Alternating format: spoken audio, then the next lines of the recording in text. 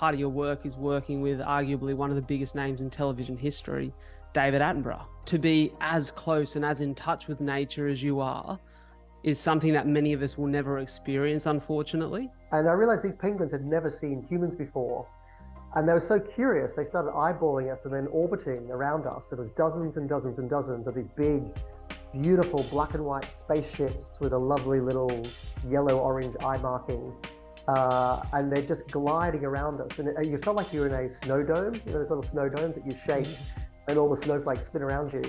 And it got closer and closer, and I'm sitting there on the ground, and this wolf, an Arctic wolf, is a huge animal, and this beautiful big white head, like a werewolf, like a snow white werewolf's face, is just leaning, is above me, leaning down.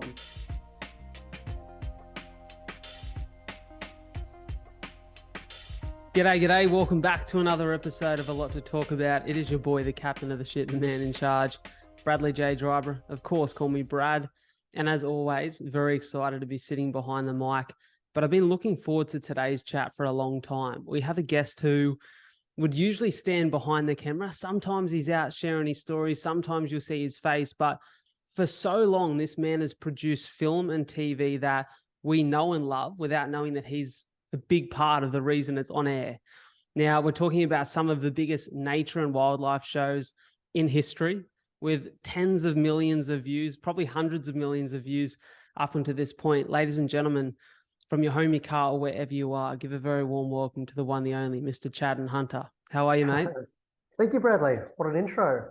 Mate, you deserve it, because for me, it's been a real joy discovering who you are as a human, and only knowing the surface level stuff, the stuff that I see, but getting to dive into the world that you're in is fascinating. And I think the reason it is so fascinating for so many is to be as close and as in touch with nature as you are is something that many of us will never experience, unfortunately. And, I can imagine that you see that as a real privilege. And I'm so excited to dive into your story today. And not a part of who you are, but a part of your work is working with arguably one of the biggest names in television history, David Attenborough. And Sir David Attenborough is someone we've all grown up watching, listening to. I think, funnily enough, with him, his voice is more iconic than his face, because we've heard that voice so many times. Now, you've worked alongside a man like that, which is a huge credit to you, because what you've produced together is absolutely amazing. And I guess I want to go to where you guys first met, where those first opportunities together come, and then kind of reverse engineer the story and pick up the pieces from all over the place. Yeah, well, it is an interesting story. I had never planned for a career in wildlife filmmaking at all. I wanted to be an academic biologist. I was always interested in nature and loved being out there and finding animals and plants. But I assumed that sharing that love of nature, what I loved nothing more than was to share my excitement over finding a beetle in the backyard and showing my parents, or explaining to someone how a tree grew, and I realized that trying to share that love of nature was something that I wanted to do moving forward. I assumed that would be in a classroom. I assumed I'd be either a high school biology teacher, or maybe at university as a lecturer talking to a group of uni students, trying to inspire them about nature. So that led me to doing a PhD on some monkeys in Ethiopia, gelada baboons. And I have to kind of give you this bit of the backstory first. I know you wanted to reverse engineer it, but I have to kind of give you that backstory to explain why I was there. So I was up in the Ethiopian highlands studying gelada baboon, not just one, the whole group of gelada baboons. And I was doing my PhD up there when David Attenborough visited the field site with the film crew. This was for a series called Life of Mammals, which is going way back now, over 20 years. And obviously, for me, that was a childhood hero. It wasn't that I wanted to work in wildlife films, but I think so many young biologists, wildlife biologists especially, have been inspired by his shows. And a lot of us who have any kind of interest in the natural world have been inspired by Attenborough shows. So for him to rock up in my camp with his film crew was a real, a real privilege, a real pinch yourself moment. I was still in my 20s then, and scruffy living feral up there in the mountains. I think I was wearing Ethiopian robes and living on tinned tuna. I lived in a mud hut, and my only light was candles. I lived by candlelight for 3 years. So I was a real living like a caveman up there. And so to have a BBC film crew rock up and share stories with them, and have someone as famous as David actually ask me about the monkeys was really spine-tinglingly gratifying in a way. He wasn't arrogant. He didn't have an ego. He was just fascinated by what I was studying, fascinated by the monkeys. So to sit there around the campfire and have this great man to say, really, Chadden, God, tell me some more about the monkeys that I was studying was an amazing experience. But it wasn't, I don't think it was precisely meeting David that led this shift for me away from academia into filmmaking. I think I'd worked with a couple of other film crews up there. National Geographic were one of the first teams up there. They did a feature article about my work. And I had was Animal Planet and Discovery and a few other film crews coming through. And each time that a documentary crew came past my field site, I just realized that they had a lot of fun in the storytelling. And as a scientist for so many years, I felt like one half of my brain, the scientific side, what's that, the left or the right? I always get them mixed up, had basically been on overdrive, and the other half of the brain, the creative, artistic side, had really been shut down from the age of about 15 to 25. And then when I bump into a film crew, I realized that what they're doing in storytelling and the way that they craft the visuals and the script and the music and the whole package to present science to an audience, but to actually inspire them and really move people. I thought that the artistry in reaching people was really satisfying for me. So that I think it was that exposure to storytelling as a technique, which really was the catalyst that led me into filmmaking. But yeah, David Attenborough turning up at my camp obviously was huge. Mate, that's so fascinating to hear. And I'm so glad you went there into the space of storytelling, because that's my longest passion.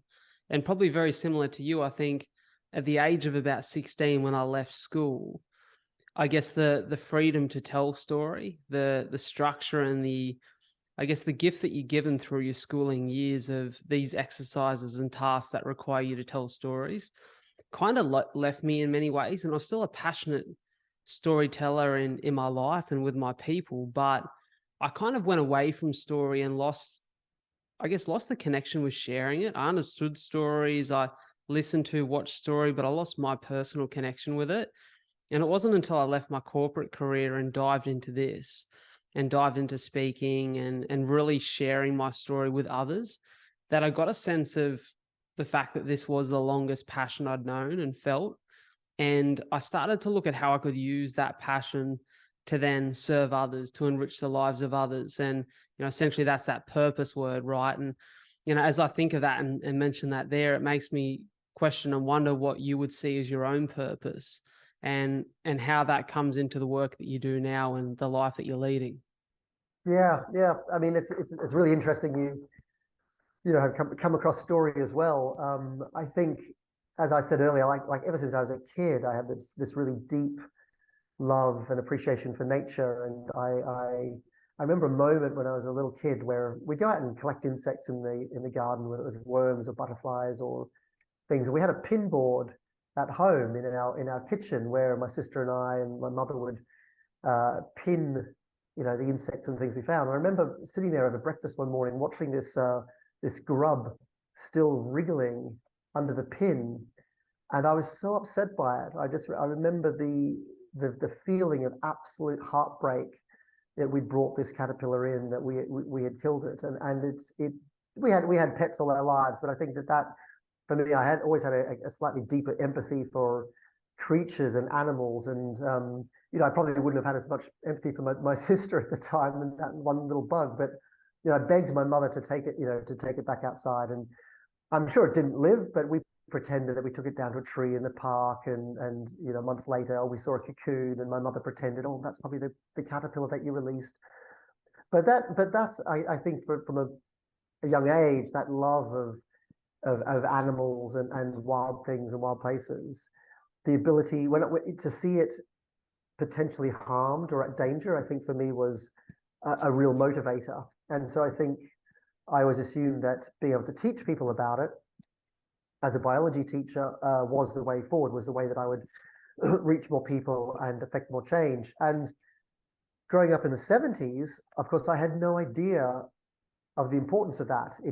Conservation back then was nowhere near as much in the zeitgeist as it is now. And now we realize that, we've done so much damage to the world and the environment in our generation. Just this one generation has possibly done more damage to the planet than almost the rest of humanity put together. That's how frightening it is. And so I feel like for me, that purpose in trying to reach more people, trying to, at the burning core for me is a love of nature, but it's about trying to turn that love of nature into messaging and inspiration and hope that will move other people. It can't be done just with despair, but I think I love making a beautiful nature documentary. It doesn't have to be misery, but I think using that tool and that skill and that beautiful, wonderful job that I'm grateful for, using that in a way that inspires other people to care about nature or the environment just that little bit more, that really is the deep down is the driver for me. Mate, I love that so much. And, just this morning before we jumped on the interview, I was watching you're sort of lecturing, storytelling at some sort of conference or event. I'm not sure what it was, and I'm not sure how old the clip was or how recent it was, but you were speaking about your discovery of the power of film and TV, and how, I think you mentioned your first PhD in the baboons you were studying maybe was read by 4 people, yet your first television production was seen by, I think it might have been 40 million people, if I'm correct. Yeah. And you realizing and having that sort of aha moment that this was a vehicle for you to really share that message, that connection to purpose. And I love that discovery for you. And it's obviously led to an amazing career.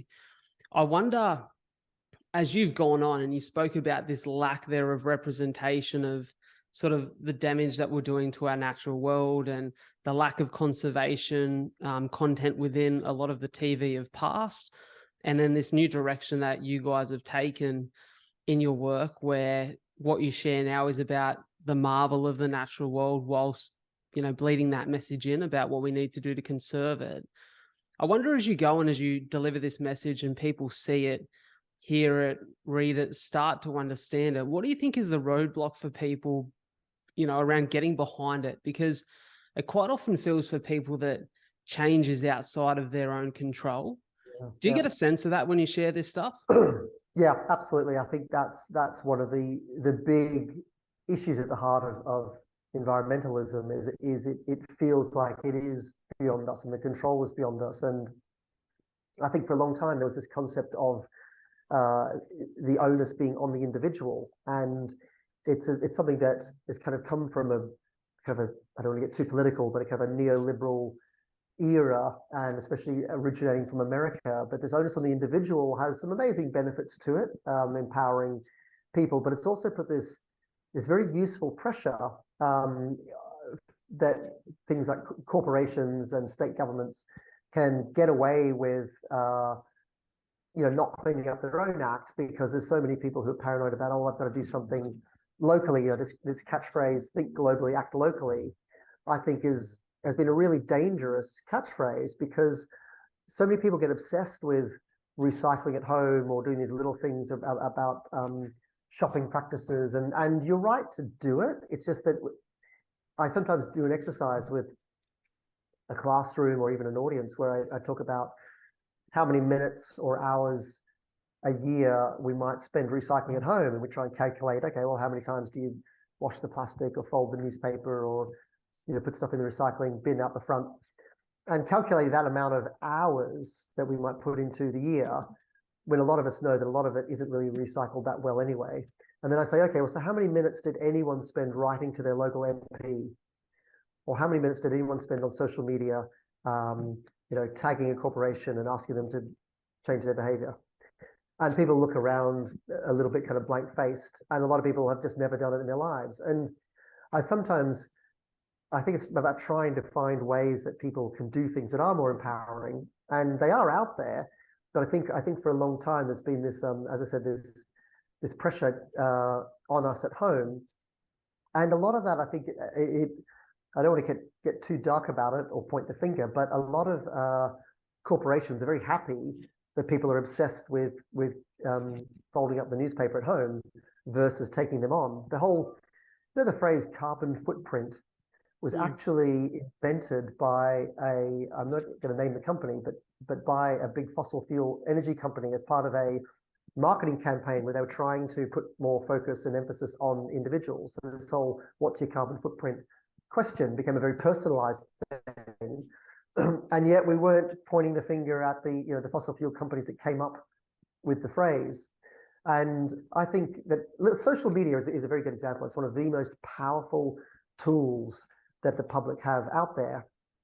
And I was talking to a group recently where we talked about writing a tweet tagging a local coffee shop because they stopped using single-use coffee cups.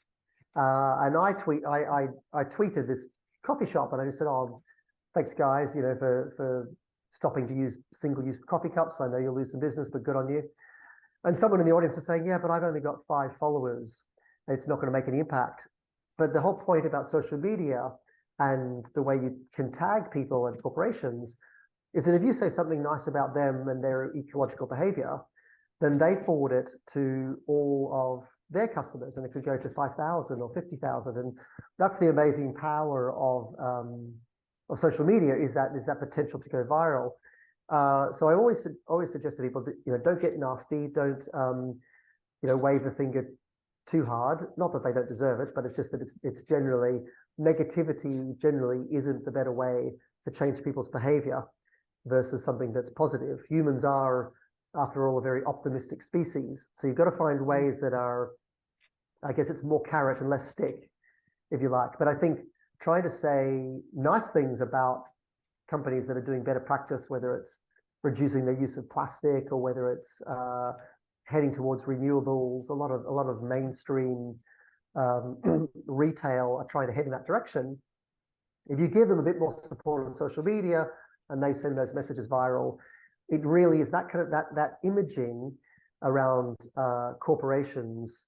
They all care about it. They really, really care about it. Every single large corporation that I speak to these days has some kind of economic, social ethos that they want to portray.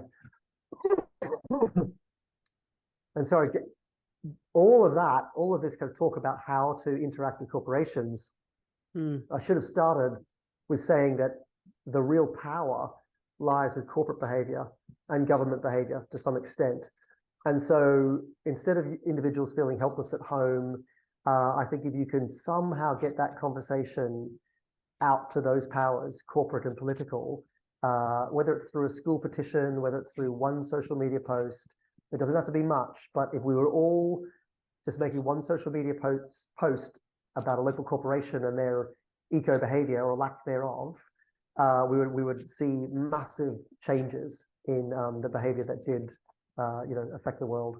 For sure. And mate, even just sitting there listening to you talk, and I completely agree with what you're saying, but my dumb ass is sitting here with a single-use coffee cup sipping away. And it's these habits that we have because I think awareness and being reminded of that awareness, because there is so much in the landscape of the world we live in right now that needs to change for the betterment of our society and for the longevity of our society, whether that be environmental or not.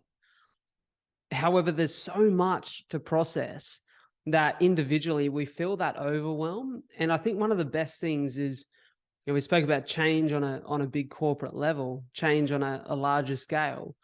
Remember when like Woolworths ruled the plastic bag out of use and we're like, we're going to use these recyclable bags. Now, I don't know the science behind it. I'm not sure how positive that effect or change has been. Everyone kicks up a stink for 5 minutes because they're like, we're not going to remember to bring our bags. But then if you change it, people have to adjust. Yeah. And as society, we do adjust and we get used to it. And now that's the new normal. And when I see a plastic bag, I go, it's kind of weird, isn't it? Yeah, Like, exactly. Absolutely. what's one of those things doing? Yeah. I make the same comment about a plastic straw in a drink. You know, if I was in a bar 10 years ago and there's a plastic straw in my gin and tonic, I wouldn't have thought twice about it. And here I am, I'm a wildlife biologist. And yet now someone serves me a drink with a plastic straw in it. I'm like, oh my God, where are the cameras? I'm going to hell. I'm going to hell. Yeah. And you're right, that ability for humans to change really quickly is something you've got to hold on to, where, like, you know, the world is in a bit of a messy state right now, and it's, you know, there's a lot of grim headlines, but do remember that you know, bad news generally sells better than good news. So if you pay a lot of attention to the news, it feels a little bit overwhelming. But if you go out to your community, I mean, I think you're right, Bradley, about the kind of the isolation of our individual lives, and sometimes feeling a bit helpless because there's an echo chamber of news in our social media feeds. A lot of it's bad. It's kind of, what do you do? You know, I think a lot of people that get together in groups find that comforting. Even having a conversation like this, it's one-on-one. But even you know, when it's I remember after Blue Planet, after we made that at the BBC, Blue Planet 2.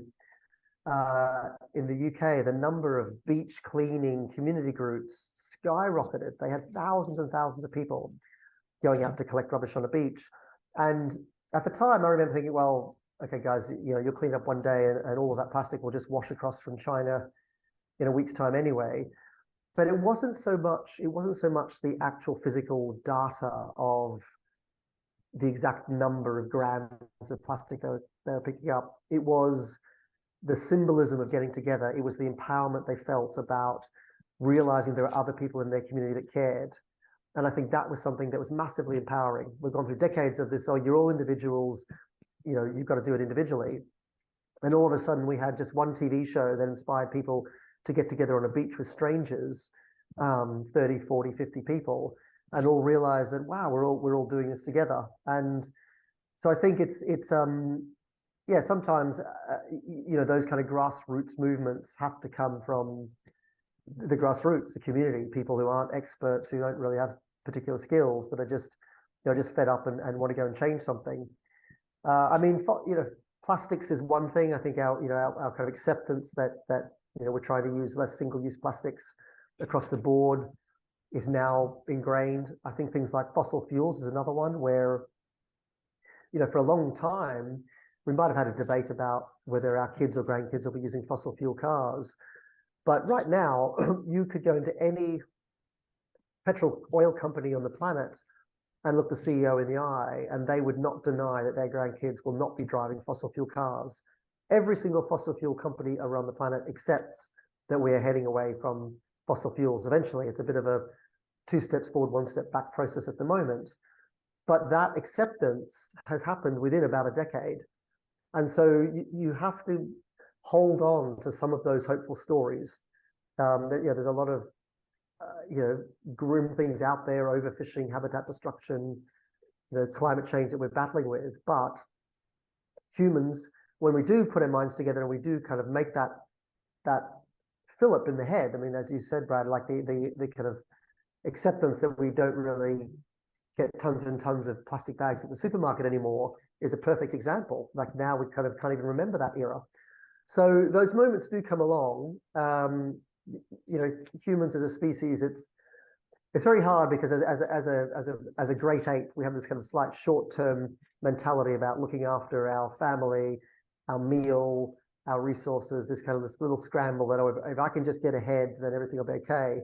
And it's sometimes harder to connect with that bigger community, with our fellow apes around us, and realize that there's a group of apes that we want to kind of look after.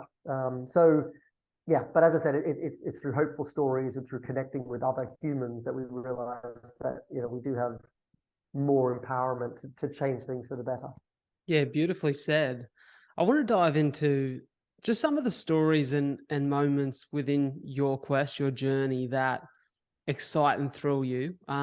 It comes to mind the movie The Secret Life of Walter Mitty. I'm not sure if you've seen that film.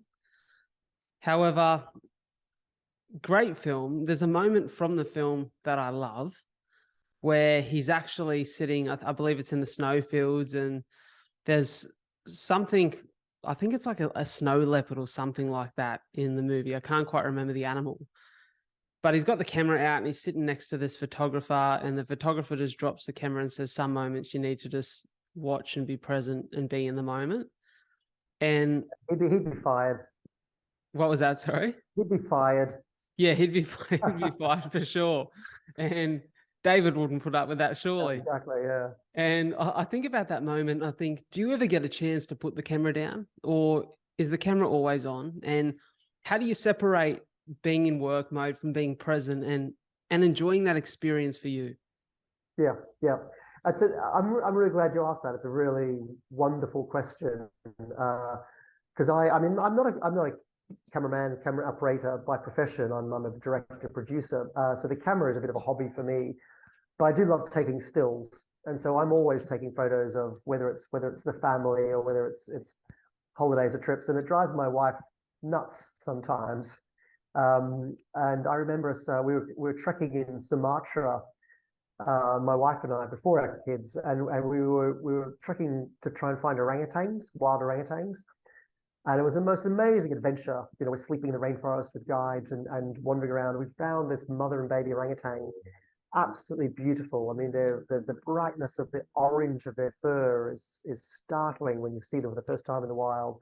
And this little baby orangutan just had this incredible kind of electrified mop of orange hair and was hanging upside down. And to see a wild orangutan was such a, you know, an incredible once in a lifetime moment. And there I was just snapping and snapping and snapping. And my wife was watching them, soaking it in, and just saying afterwards, like, God, don't you just want to put the camera down sometimes and enjoy them?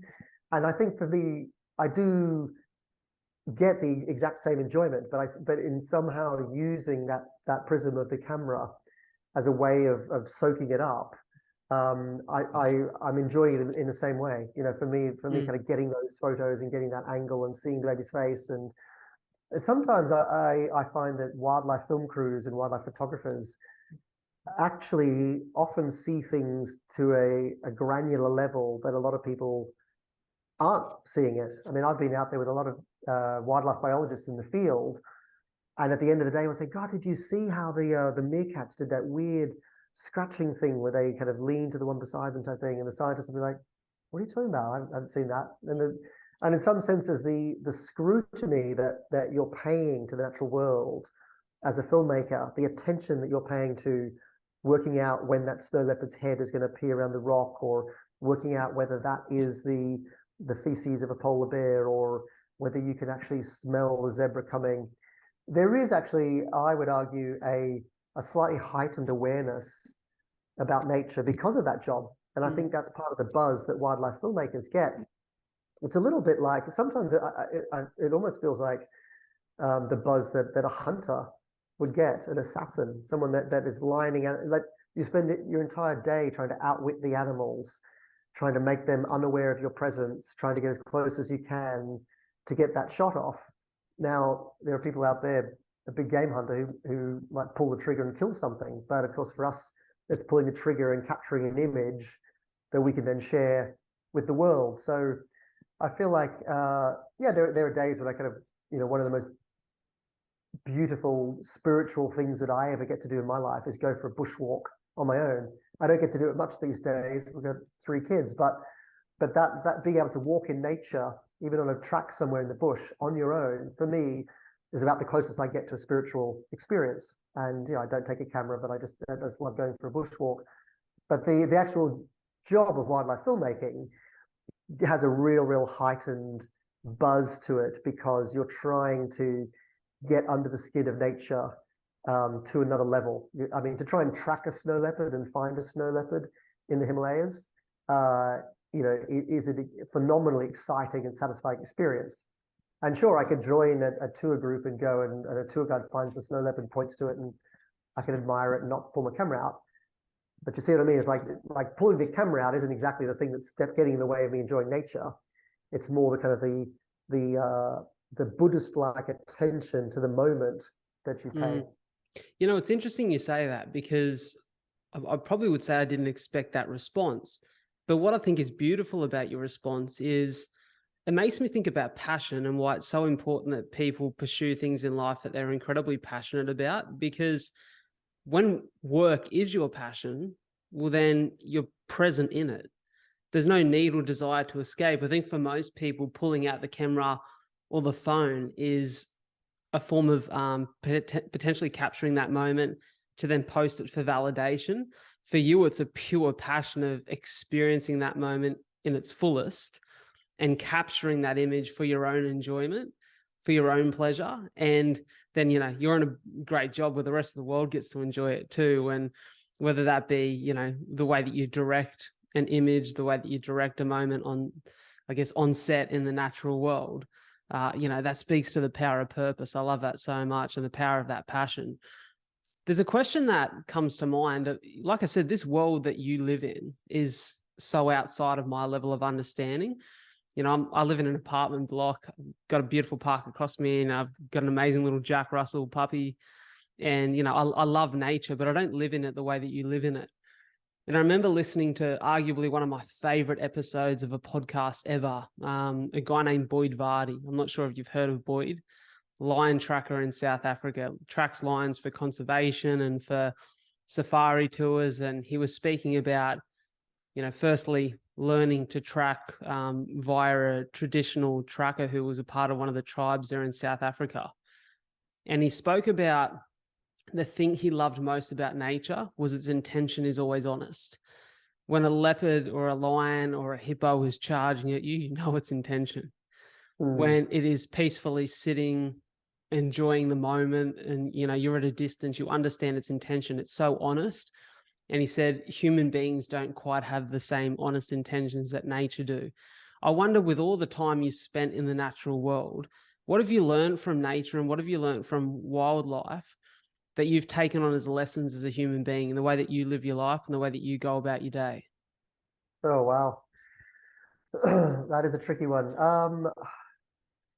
I guess, yeah, you're right, there is an honesty to the way that nature gets about, but you get up into the kind of the more intelligent monkeys, and there is levels of, I guess, deceit and trickery there. I did my PhD on baboons, and I'll tell you what, if one little baboon had dug up the mother load of roots that he didn't want to share, he might be looking over his shoulder to pretend to his siblings that he hadn't found anything. So the humans have taken it to a whole nother level, that kind of trickery and mind games and the way we kind of play games with each other compared to nature. I think partly spending time in nature gives you a chance to learn patience.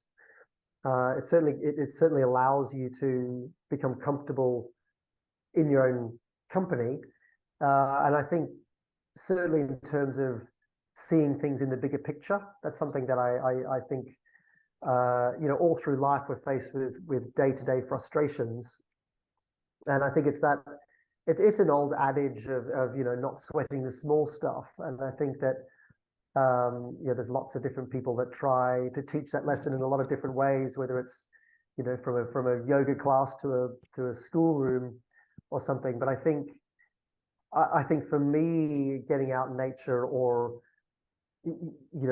watching a sunset or watching animals play or that kind of reminds me of sometimes the pettiness of what might upset me within one day. And it's not always foolproof. I kind of get frustrated and fed up with like everyone else. But I think if there's one lesson, I guess it's just a slight patience with life. You'll generally always look back on a hard day, and either laugh or realize you got through it. But I think sometimes we do kind of get wrapped up in a funk as a human, in a mood, and certainly spending time with nature, I think, gives you that reflection of, okay, well, there's a much bigger picture here. There's a planet of interconnected beings and humans and other things going on that I think it's always worthwhile us remembering that we're molecules part of this bigger galaxy. I love that, mate. And I think about the life that you're living, the moments you've had, the moments that are to come. And there's a quote that sits at the front of my mind consistently when I think about my life and the life that I'm living. And it's a Tyson Fury quote, the boxer. And he spoke about on Mike Tyson's podcast, in fact, he spoke about how in the end, when for a guy like that who's had the money, the fame, the fortune, and has had the ups and downs of mental health and, struggle in his life, he spoke about the realization that in the end, all we have are moments in time. Like, you can't take the cars with you can't take the houses with you, but, you take the memories to the grave, and they're the things that you think about, and it makes you feel either fulfilled or like life has somewhat been wasted and you have a sense of regret. I can imagine, I don't want to speak for you, that you feel very fulfilled about your moments in time. And I wonder if there's maybe one or two moments that stand out to you at the top of the pack, aside from the obvious of, being a father and being a husband, those moments in nature, and maybe it's experiences with those really close people in your life. But is there anything that really stands out as one that in your final days, in your final moments, you'll look back on and go, bloody hell, I'm glad I experienced that? Yeah, I mean, how long have you got? I'm very lucky. I'm very lucky that I do a job which is my day job is basically a lot of people's bucket list. And so I'm lucky enough to sit out there in a safari jeep, and sometimes get a bit bored with waiting for the line to do something. And, I'm losing connection with that gratitude. And then all of a sudden the safari jeep will pull up beside you with a family who have spent their life savings to come on this 1 week safari, and they are so buzzed and so excited about every second of that safari. And you realize that will be the one time they do it in their life. And you talk to them for a few minutes, and all of a sudden you're just covered in goosebumps, because you're like, wow, okay, just pay attention. Yeah, your job is incredible. But let me think. There's a few. There's one moment that was quite surreal for me, which was a quite alien experience. It's when we go scuba diving underneath the Antarctic ice cap, what's the frozen Antarctic sea ice, and we drill a manhole through the ice. It's about 2 meters deep, the ice, and you drop down through that hole. And the water, because not much light gets down there, is so free of organic life that it is crystal clear. And the visibility is immense. You can see over 200 meters. Now, for anybody who does scuba diving, you realize that to be able to see 200 meters underwater is just a phenomenal experience. It feels like you're in space. And I remember dropping down, and we could see the slope of the slope of Antarctica disappearing down into the inky blackness, but down to 200 meters depth. And above your head is this white ceiling, and you can see that to the horizon, and you can see it a long way. So it feels like the surface of a planet. So you have this bright white surface of a planet, and you're feeling like an astronaut on a spacewalk, because you're there floatless on your scuba dive, and there's inky blue to black beneath you. And I remember looking at these little specks in the water that I thought were little bits of dust or debris around my fingertips. So I was holding my fingertips up, thinking, are they around about a meter away? And then I realized that they were far below me, and there were specks that were getting bigger and bigger. And there were emperor penguins coming up from the depths. And these emperor penguins had been diving down to 500 meters depth, which is incredible for a bird to think that they go down for 20 minutes to half a kilometer's depth in pitch blackness to go fishing. To think that's a bird doing that, and this bird coming up. And the emperor penguin is the world's biggest penguin. They're 40 kilograms. They're big, like a big meter-long, beautiful torpedo barrel. And they came up from the depths. And as they got closer to us, obviously they're getting bigger and bigger, and things underwater appear bigger anyway. So they look like these immense torpedoes, spaceships. And I realized these penguins had never seen humans before. And they were so curious, they started eyeballing us and then orbiting around us. There was dozens and dozens and dozens of these big, beautiful black and white spaceships with a lovely little yellow-orange eye marking. And they're just gliding around us. And you felt like you were in a snow dome, those little snow domes that you shake, and all the snowflakes spin around you. So you have this kind of this surface of this alien planet above our heads, the white, and then space, inky space all around us, and just dozens and dozens and dozens of these big, beautiful spaceships. orbiting around us, checking us out. And that moment, I just remember thinking, oh my God, someone pays me to do this? Yeah. It was just a real pinch yourself moment. Like, of course, you can't pinch yourself through a wetsuit, but a dry suit. But yeah, that moment will really stick with me as a real otherworldly experience. Mate, do you feel emotional in the moment there? Oh yeah, yeah. I mean, you're kind of completely tingling. I mean, it really is. It's special. It really is one of those moments where your soul is connecting to the universe, in a way that might happen to each of us a couple of times in our lives.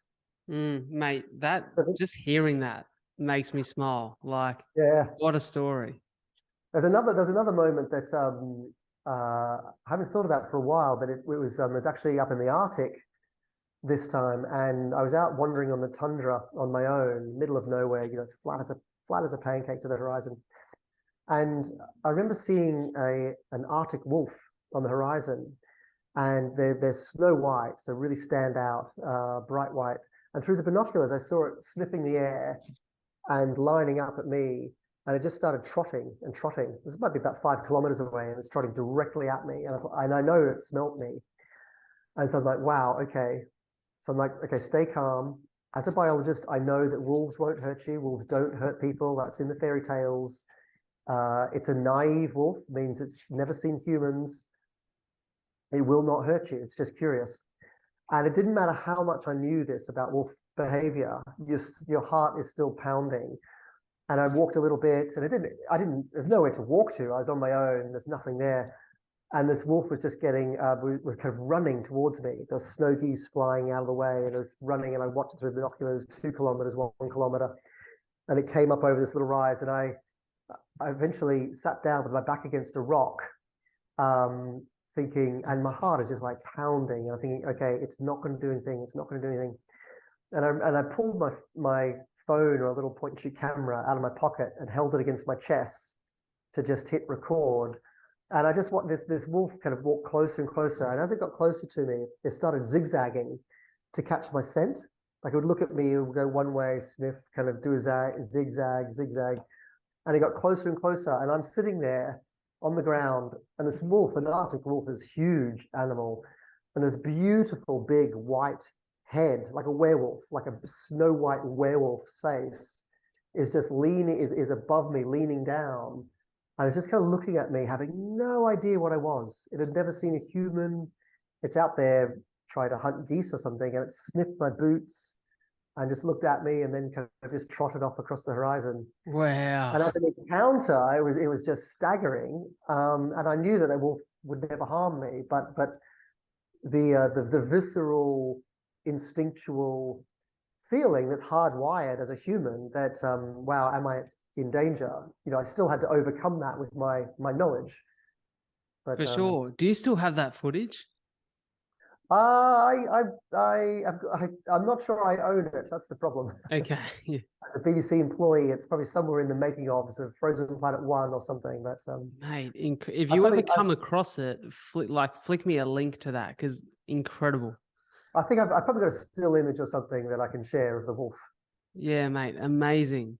Mate, I listen to that and I think, what a rich life you've had thus far. And I'm so confident you're going to continue to have these rich moments and just incredible things for yourself to reflect back on and be really proud of the fact that you followed purpose, you followed passion in your life. And I think that's an incredible message for anyone listening to the podcast here today to do that within their own life. I know you have to go very soon. I want to ask one final question. Yeah, sure. More of a novelty question, because this just interests me now that we've been speaking about wildlife. Yeah. I wonder, I'm not sure what your spiritual or religious beliefs are, but let's just say you come to the end of your life and you realize that the opportunity for reincarnation was there. And you were given the choice. You can reincarnate as any creature on the planet and live out your last lifetime as that creature. What creature would you live as for the second time? Good question. Well, I mean, I think I'd have to pick an apex predator because no matter what habitat you're in or what ecosystem you're in, wouldn't it be nice to just be cruising around, realizing that nothing could hurt you? For I think sure. everything below the apex predator has to keep one eye over its shoulder. But perhaps something like an eagle. I mean, I think the ability to live on the wing. I've always loved mountains. To imagine kind of nesting on some beautiful cliff edge and not have vertigo. To spend 80% of your day out there just soaring around. A lot of those big birds, albatross and things, sleep on the wing, which is kind of an amazing thought. And just to have that eyesight too. An eagle's eyesight is phenomenal. It's a bit like having Google Earth up there. But yeah, scared of nothing, in the mountains, on the wing. Perhaps an eagle would be it. Mate, I absolutely love it. Thank you so much for your time. I'm so excited by sitting here and listening to you tell a story, and you are such an incredible storyteller. You're also an incredible producer and filmmaker, and I've had the privilege for so long, sitting on the lounge watching stuff that you've made without knowing the man behind it. And I feel very privileged to have met the man behind it. So thank you so much for being a part of the show's fabric now, and a lot to talk about. I'll make sure that the links to everything you're doing is within the show description, so people can continue to interact, because I can't possibly imagine someone listening to or watching this episode and not wanting to go and interact further and see more of what you're doing. So thank you so much for your time, Chadden. Oh, thank you, Bradley. It was a joy. Great fun talking to you. Cheers, mate. Thanks a lot. Cheers.